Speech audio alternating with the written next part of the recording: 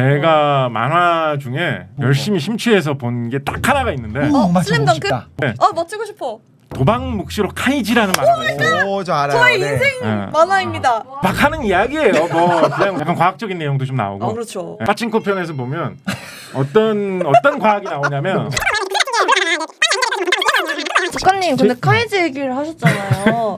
근데 또 제가 그냥 넘어갈 수 없거든요. 진짜? 좋습니다. 아유, 좋습니다. 근데 그 카이지 정말 비슷한 작품이 지금 전 세계를 휩쓸고 있는데 오징어 게임 혹시 보셨습니까? 저 맞습니다. 근데 네? 그 속에서도 넷플릭스 과학 거잖아요. 얘기를 좀 할 수 있지 않을까요, 우리? 혹시 보셨습니까? 저는 봤죠. 너무 재밌게 봤죠? 봤죠. 저는 이거 진짜 얘기해야 돼 이거. 이게 해주세요. 지금 완전 진짜 저렇게 뭐라냐면 이걸 던져 이렇게. 이거 좀 어떻게 보면 스포일러일 수도 있을 것 같은데. 어, 스포일러 안 조심해야 되는 돼요. 장면까지만 네. 안 되는 이거 저희가 장면까지만. 타이틀에 걸게요. 스포 주의 이렇게 이거 뭐 걸게요. 스포일러 안 되는 범위까지만 얘기할게요.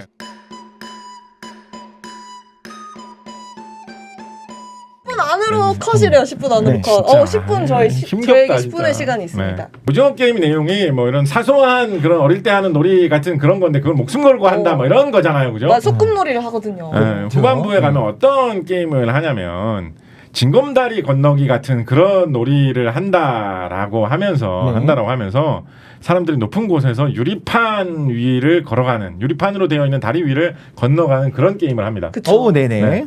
자, 그런데 어떤 특징이 있느냐? 유리가 일반 유리하고 강화 유리가 서로 번갈아 가면서 배치되어 있어요. 랜덤으로. 네. 그래서 강화 유리가 있는 쪽만 밟으면서 가야지 유리판이 안 깨져서 살 수가 있어요. 네네. 그래서 그거를 어떻게 통과할 것이냐를 두고 이제 사람들이 막 게임을 하고 목숨 걸고 나는 그것도 싸우고 어떻게 구분할까 싶었어. 네. 말도 안 되는 네, 게임이라서 그렇게 하거든요. 네, 그래서 이제 그거를 보는 순간 과학에 이제 심취하신 분들은 이제 생각을 하겠죠. 강화 유리를 눈으로 보고 맞추는 어떻게 방법? 알아낼 방법이 없을까? 뭐? 혹은 소리를 들어보고 알아낼 방법이 없을까? 그렇죠. 그거를 알아낼 수 있는 수가 있다면 음. 쉽게 통과할 수 있겠죠, 그죠? 네, 그렇죠. 네.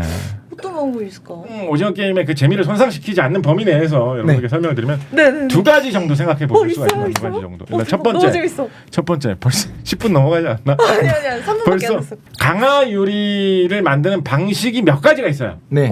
여러 가지가 있어요. 강화 유리 방식이 몇 가지가 있어요. 일단 어떤 강화 유리를 썼느냐에 따라서 다른 탐지 방법을 써야 된다라는 거죠. 뭐 열 처리를 한 거냐, 네, 아니면 그런 거죠. 그렇죠. 뭐 다른 플라스틱을 순간에 낀 거냐, 뭐 이런 거에 그렇죠. 따라서. 정확하게 말씀해 주셨네요. 그래서 오. 우리가 자주 볼 수 있는 게 이제 자동차 유리라든가 이런 데 쓰는 강화 유리는 유리 자체가 튼튼하기도 하지만 깨졌을 때 완전히 뚫리거나 이렇게 파편이 날리지 말라고 중간에 이렇게 질긴 재질의 다른 뭐 플라스틱 판이라든가 필름 뭐 끈끈한 물질 이런 걸 하나 끼워 놓죠. 그래요? 그래서 두 개의 유리판 사이에 좀 이렇게 질긴 물질 하나를 끼워 넣어가지고 합쳐놓는 방식의 이런 강화 유리를 만들기도 합니다. 그러면 유리가 설령 깨져가지고 금이 간다고 하더라도 바로 구멍이 안 뚫리고 어쨌거나 붙어서 덜렁거리게 되니까. 네네. 자동차 같은 경우에는 그런 게 사고 일어났을 때 굉장히 중요할 거 아닙니까?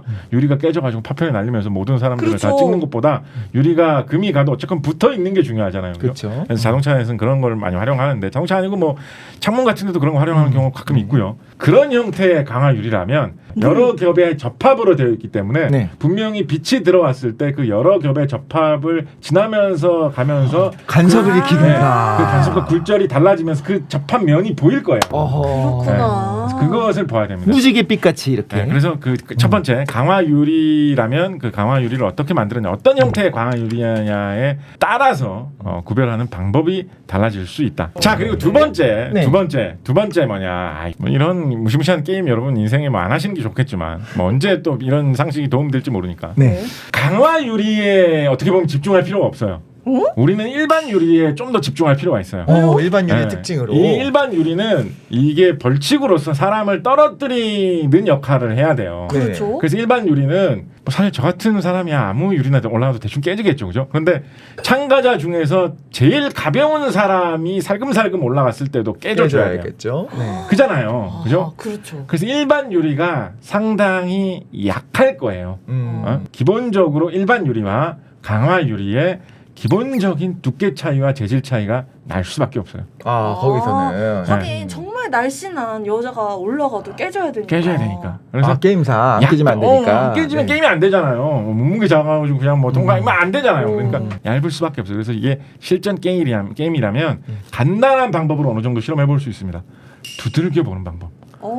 두들겨서 그 진동을 느껴보는 방법으로 근데 거리가 이- 좀 먼데 어떻게 두들길 수 있어요? 건너가기 바로 전 거를 하나하나씩 두들기면서 가야죠 이제. 그 바로 다음 칸 바로 다음 칸 것만 한 칸씩만 해야죠 한 칸씩만. 한 칸씩만. 바로 한 칸. 아니면 뒤에서 좀 이렇게 허리띠에 잡아줘도 뭐 되겠죠. 그런 식의 협업을 해갖고. 생각을 해볼 수가 네. 있고 그래서 두들겨 보면 두께에 따라서 서로 다른 음색으로 진동이 나타나게 되죠. 그래서 그렇죠. 지금 내가 안전하게 서 있는 판이 두꺼운 강화 유리일 거예요. 네. 그죠? 그런데 내가 앞에 디딜 거를 두들겨 봤더니 내가 서 있는 판을 두드린 거하고 다른 소리가 난다. 아 그렇네. 의심해 봐야죠. 어. 뭐 그렇습니다. 예, 아 뭐 작가님이 그렇습니다. 갔으면 456억 그냥 탔을 텐데. 그럴 때 불러주실 필요 없고요.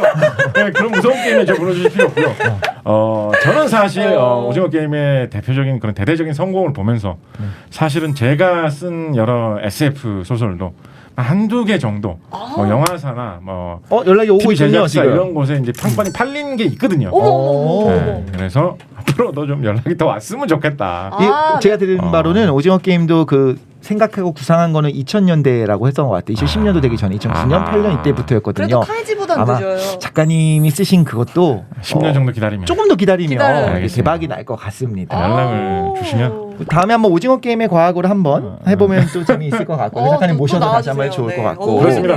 재밌어요. 네, 인사하겠습니다. 대한민국 모두가 과학으로 상한치는 그날까지 과장창 파이팅!